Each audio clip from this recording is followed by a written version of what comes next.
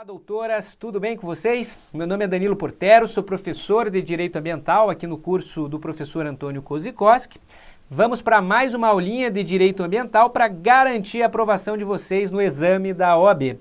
Nesta aula a gente vai falar sobre o direito ambiental e os seus respectivos princípios. Então, uma aula bastante importante para a gente saber do panorama geral dessa nossa matéria, direito ambiental. Então, é sempre necessário, a gente sabe disso, estudar os princípios. E a gente vai ver nessa aula alguns princípios mais importantes, mais cobrados no exame da OAB, mais cobrados em concurso público, relativamente ao direito ambiental. Então, a gente vai falar sobre os princípios ambientais. Mas antes disso, vamos aqui tentar definir o direito ambiental e a gente trouxe a doutrina do grande jurista na nossa matéria, que é o Paulo de Bessa Antunes. E segundo Paulo de Bessa Antunes, o direito ambiental é um ramo que regula as relações entre os indivíduos, os governos e as empresas com o meio ambiente, disciplinando como os recursos ambientais serão apropriados economicamente, visando assegurar a conciliação dos aspectos econômicos, sociais e ecológicos com a melhoria das condições ambientais e bem-estar da população. Então a gente tem aqui uma definição do Paulo de Bessa Antunes, trazendo aquele tripé do nosso artigo 225 da Constituição Federal.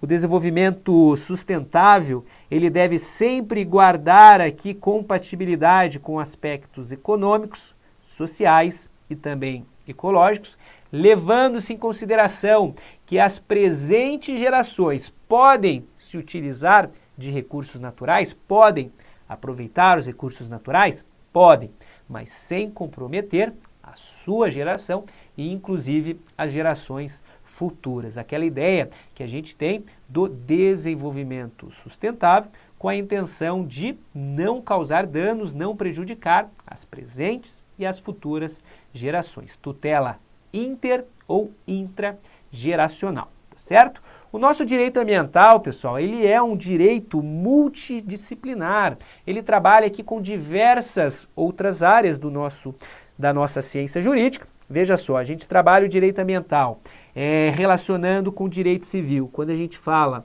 sobre matéria de responsabilidade civil, o direito penal, a gente tem a lei dos crimes ambientais, muito importante para a nossa disciplina. Então a gente temos aqui um exemplo dela, Lei 9.605 de 98. O direito agrário também vai conversar com o nosso direito ambiental, trabalhando lá em algumas situações de imóveis rurais. Direito administrativo, além de várias outras coisas que a gente pode ter relacionado ao nosso direito ambiental, a gente tem lá aquela questão do licenciamento ambiental, importantíssimo, a gente estudou quando a gente falou sobre competência comum. Direito tributário, temos lá impostos verdes, famosos impostos verdes na matéria do direito tributário. Direito empresarial, sistema de gestão ambiental. Direito processual civil, matéria qual eu também leciono. Temos aí a ação civil pública como um dos grandes instrumentos para a tutela do direito ambiental, a Lei 7.347 de 85, e o direito constitucional, a gente eleva, o meio ambiente ecologicamente equilibrado como um direito fundamental de terceira geração. Então você veja, é impossível a gente falar que a gente não gosta da matéria direito ambiental, porque o direito ambiental ele conversa com outras disciplinas do nosso direito, tá certo? Então aqui foi apenas para trazer para vocês um panorama geral dessa nossa disciplina. E agora, pessoal, a gente vai entrar aqui na matéria dos princípios. Primeiro, tentando definir o que são princípios. Princípios nada mais são que enunciações normativas de valor genérico, de valor abstrato, que condicionam e orientam a compreensão do ordenamento jurídico. Os princípios são bases nas quais se assentam institutos e normas jurídicas. Vamos agora falar dos princípios importantes do nosso direito ambiental. Primeiro temos o princípio da prevenção. Não podemos confundir prevenção com precaução. Veja primeiro o que é prevenção, pessoal. Prevenção é um dos princípios mais importantes do direito ambiental. Na nossa tela está o que é o mais importante do direito ambiental para a maioria da doutrina. O direito ambiental ele é preventivo por natureza. Depois de ocorrer o dano ambiental é difícil haver a reparação devida. O mais importante é chegar antes, ou seja, prevenir. Como fazer para trazer de volta uma espécie em extinção? E aí fica a dúvida no ar. Então a gente tem aqui, pessoal, o princípio da prevenção, tá certo? O direito ambiental, levando-se em consideração esse princípio da prevenção, a Constituição Federal foi lá, dito e fez o artigo 225 da Constituição Federal. O artigo 225, ele eleva o meio ambiente ecologicamente equilibrado a um direito fundamental. Então, o nosso chamado bem jurídico ambiental, meio ambiente ecologicamente equilibrado, ele é um direito fundamental trazido pela Constituição Federal a sua importância, justamente em razão dessa questão da prevenção, tá certo? Se eu tenho algum dano ambiental, não vai atingir fulano João, fulano José, vai atingir a todos. Por quê? Porque o direito ao meio ambiente ecologicamente equilibrado, ele é um direito de todos, um direito difuso, tá certo? Esse princípio da prevenção, ele encontra origem lá na Conferência da ONU de 72, conferência esta realizada na capital da Suécia. E a previsão está no artigo 225 da Constituição Federal, o artigo que a gente estuda quando a gente fala sobre tutela constitucional do meio ambiente. As características principais desse princípio da prevenção estão aqui, ó, danos e impactos conhecidos.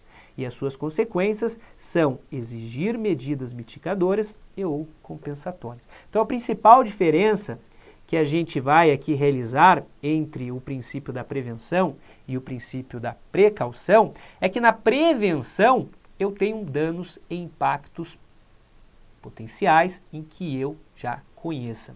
Já na precaução não. A precaução é, por exemplo, alguma atividade nova, por exemplo, uma atividade de nanotecnologia, um ramo novo em que eu não tenho efetivamente a certeza de que aquele, enfim, ramo vai causar danos ao meio ambiente. O que eu faço? Aí eu estudo, eu faço os estudos prévios de impacto ambiental, então eu vou utilizar aí esse princípio da precaução. Então a principal diferença, meus queridos, entre prevenção e precaução, na prevenção eu já sei que aquele empreendimento vai causar dano, e aí eu ajo no sentido de prevenir, ou seja, eu ajo preventivamente. E já a precaução, já falando nesse princípio, então, seria um princípio desmembrado do princípio da prevenção, mas que com ele não se confunde, tá certo? Esse princípio, ele teve origem 20 anos depois, lá na Conferência ECO da ONU, em 1992, no Rio de Janeiro, que estabeleceu a Agenda 21. Previsão, pessoal, desse princípio da precaução, a gente vai encontrar lá na Lei 9.605 de 98, a Lei dos Crimes Ambientais. Veja aqui o direito penal dialogando com a nossa disciplina. E aqui, pessoal, no princípio da precaução, diferentemente do que a gente tem no princípio da prevenção, aqui a gente tem danos e impactos desconhecidos, tá? Por que são desconhecidos?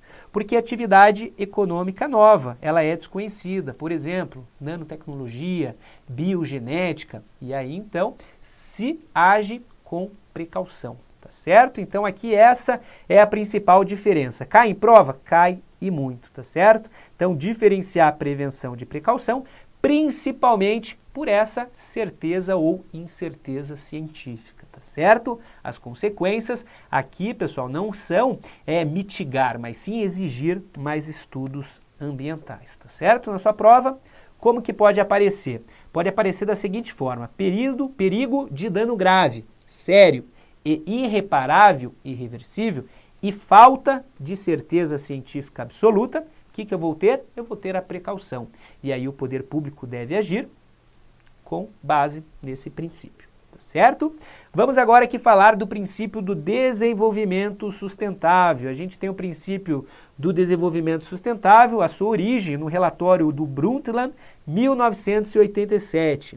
A origem principal aqui é a Conferência de 72 em Estocolmo, aquela grande conferência que a gente sempre menciona em nossas aulas.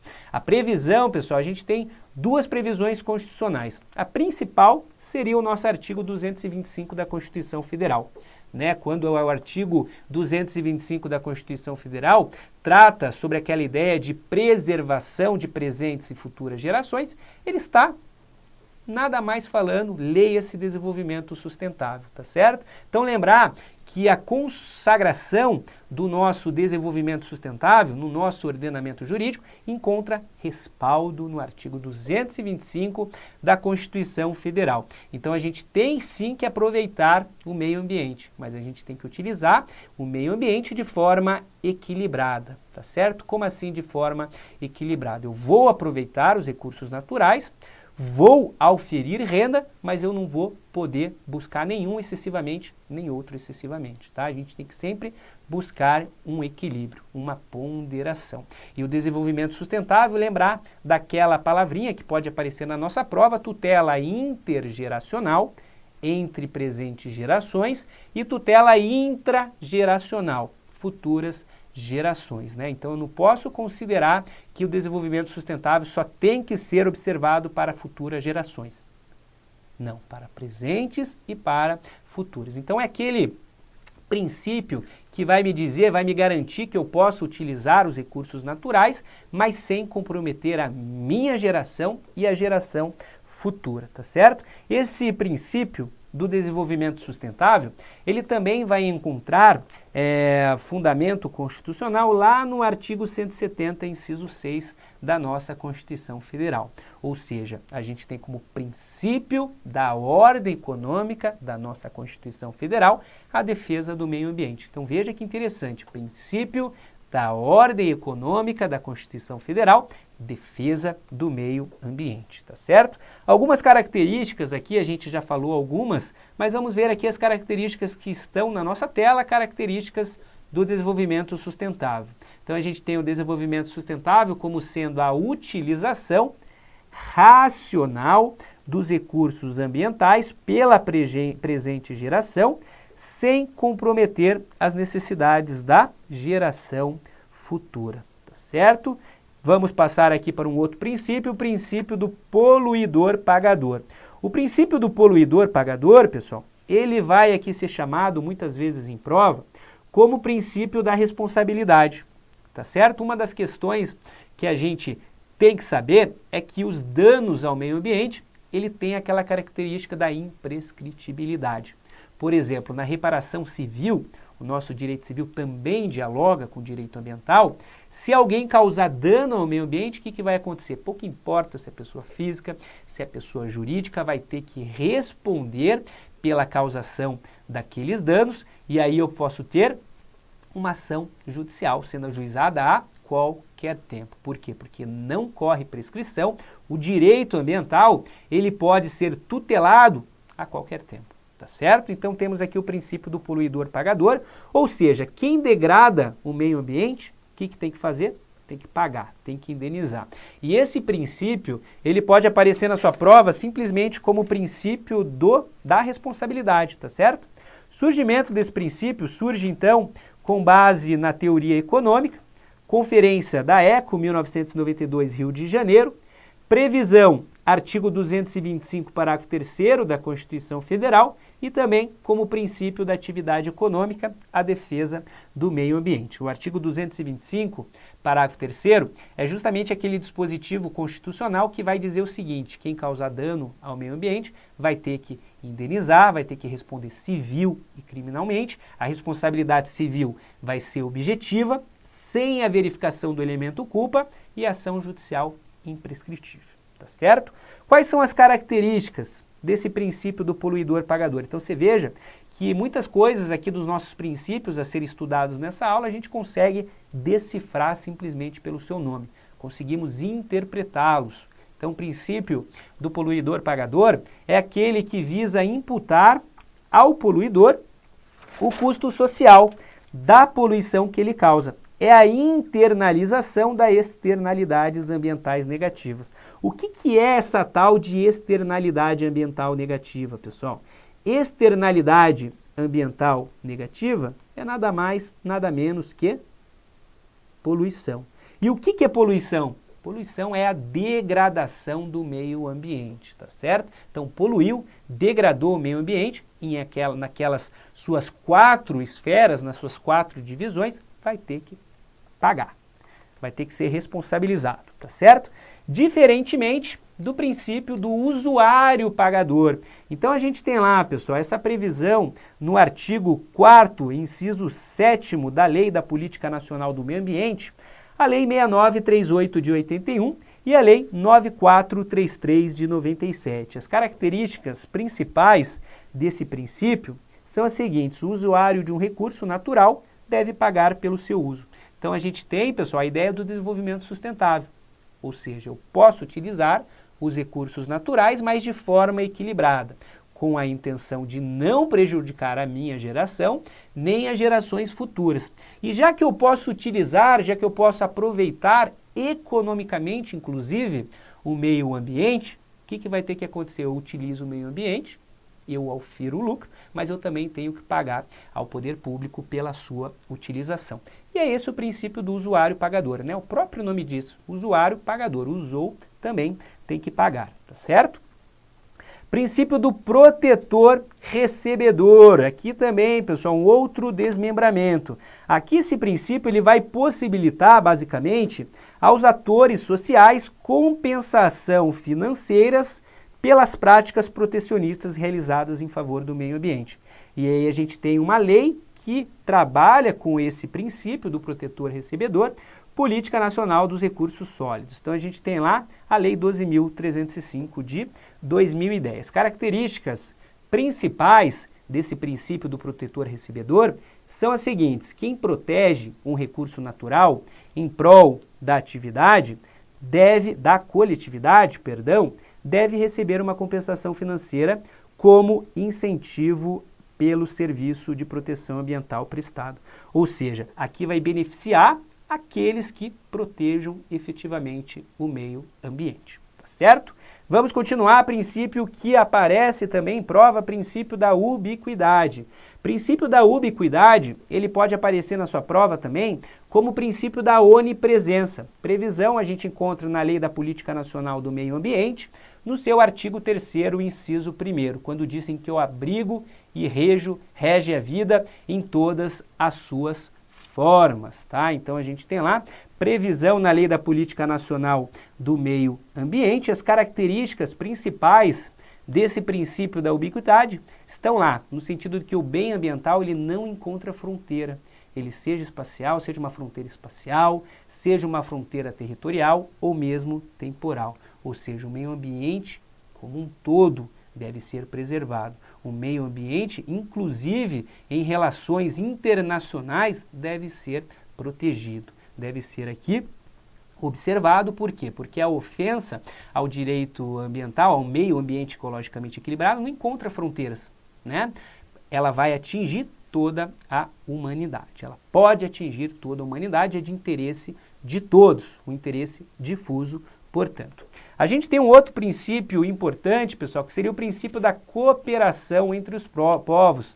E esse princípio a gente encontra respaldo no próprio artigo 77 da Lei dos Crimes Ambientais e no artigo 4º, inciso 9º da Constituição Federal, quando trata lá sobre os princípios da República Federativa do Brasil, essa harmonia, essa cooperação entre as entidades internacionais, entre os povos de todo o mundo. Então a gente tem aqui, quando que ocorre as características? Ela ocorre, então, quando há uma atividade conjunta e solidária de diferentes países em prol da preservação ambiental, na busca do combate eficaz contra os poluidores. Então a gente tem aí um princípio bastante importante, cooperação entre povos, que também encontra previsão constitucional.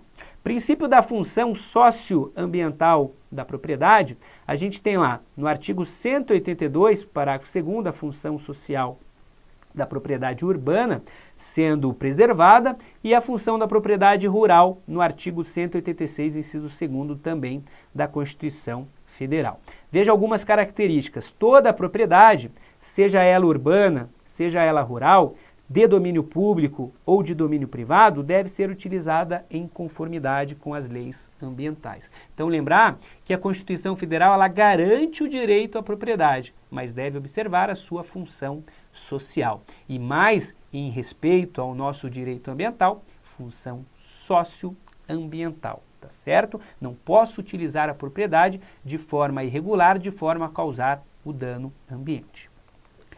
Princípio da participação comunitária, democracia, a gente poderia aqui, pessoal, trazer 3 esferas de atuação. A gente poderia citar a esfera de atuação legislativa, poderíamos citar a esfera de atuação administrativa e poderíamos citar a esfera de atuação também processual, tá certo? Legislativa, a gente poderia citar aqui a iniciativa popular. Administrativa, poderíamos ter o direito de petição. E processual, a gente poderia ter um instrumento da ação popular, que é aquela ação em que nós, cidadãos, podemos ajuizar, inclusive para a defesa do meio ambiente, tá certo? A origem, pessoal, da participação comunitária, ela teve origem aqui, então, na Conferência da ONU de 92, no Rio de Janeiro. A previsão dela encontra-se também naquele nosso famoso artigo 225, o poder público e a coletividade têm o dever de defender e preservar o meio ambiente, e as características decorrem do direito de todos ao meio ambiente ecologicamente equilibrado. Então a gente tem lá o princípio do equilíbrio, que a gente falou de passagem, não trazendo esse nome. Quando a gente falou sobre desenvolvimento sustentável, eu disse, né, que as gerações podem utilizar, podem satisfazer as suas necessidades, aproveitando economicamente o meio ambiente, mas isso tem que ser feito de forma equilibrada, não só com a intenção de buscar lucros. E é esse o desmembramento de um princípio, o princípio do desenvolvimento sustentável. Então, a partir do ponto em que a gente reconhece o meio ambiente ecologicamente equilibrado como um direito fundamental de todos, é evidente, pessoal, que a gente tem que ter a participação comunitária. É evidente que a gente tem que ter a participação popular. Por quê? Porque quem que é titular do meio ambiente? Eu, você, somos todos nós, tá certo? Então aqui outro princípio que a gente consegue, né, gravar simplesmente interpretando o seu nomezinho. Princípio do limite. O princípio do limite, pessoal, ele encontra a previsão no artigo 225, parágrafo 1º, inciso 5º da Constituição Federal. Para trazer efetividade ao artigo 225, incumbe ao poder público controlar a produção, comercialização e o emprego de técnicas, métodos, etc., enfim, que possa causar dano ao meio ambiente. Então, o princípio do limite, o próprio nome diz, aqui o poder público ele impõe limites nos usufrutos do meio ambiente. Então, o meio ambiente não é sem limites, né? O meio ambiente ele deve ser, então, aqui, pessoal, observado um limite com a intenção de se buscar esse desenvolvimento sustentável também, tá certo? Veja como esses princípios se relacionam. Então, a gente tem esse princípio do limite, por exemplo, poluição, degradação, enfim, do meio ambiente. O Estado, o poder público, ele vai lá, age, pessoal, ele tem competência para isso. A gente tem as competências administrativas, né, competência comum, todos os entes federativos, com a intenção de estabelecer limites para, enfim, a utilização racional do meio ambiente ecologicamente equilibrado, tá certo? Vimos vários princípios, ficou faltando um para a gente trabalhar, que seria o princípio da informação. O princípio da informação, ele vai encontrar origem na Conferência da ONU de 92 também, tá? Conferência da ONU de 92, realizada no Rio de Janeiro. E aí a gente tem o direito básico da informação lá no artigo 5º, inciso 33 da nossa Constituição Federal. Todos têm o direito de receber informação dos órgãos, tá certo? Todos. Aqui a gente tem inclusive a lei do acesso à informação. E o artigo 225, inciso 4º, também tem lá aquela publicidade do estudo prévio de impacto ambiental e o seu consequente RIMA. e a rima, tá certo? Lei específica, a gente teria a lei específica de número 10.650 de 2003. Eu não preciso ter um interesse específico para ter acesso à informação que trata sobre direito ao meio ambiente. Por quê? Porque toda informação em matéria ambiental é de direito da coletividade. E se porventura o Estado não garantir essa informação, a coletividade vai ter que produzir. Por quê? Porque a informação é necessária para que os indivíduos possam, enfim, praticar, enfim, agir de acordo com os ditames constitucionais, e essa educação, essa informação deve ser sempre resguardada, deve ser sempre observada. Como que eu vou falar de participação comunitária se eu não tenho garantido a informação? Então é necessário garantir essa informação a todos. Por quê? Porque todos somos detentores aí de um meio ambiente ecologicamente equilibrado. Tá certo? Então a gente finaliza aí essa nossa aula sobre princípios ambientais. É interessante, pessoal, a gente entender os princípios ambientais para a gente entender toda essa sistemática do direito ambiental que a gente viu que inclusive dialoga com outros ramos do nosso direito. Tá certo? Um grande abraço, desejo a todos muito sucesso nessa caminhada. Tenho certeza que serão aprovados. Um abraço, até mais!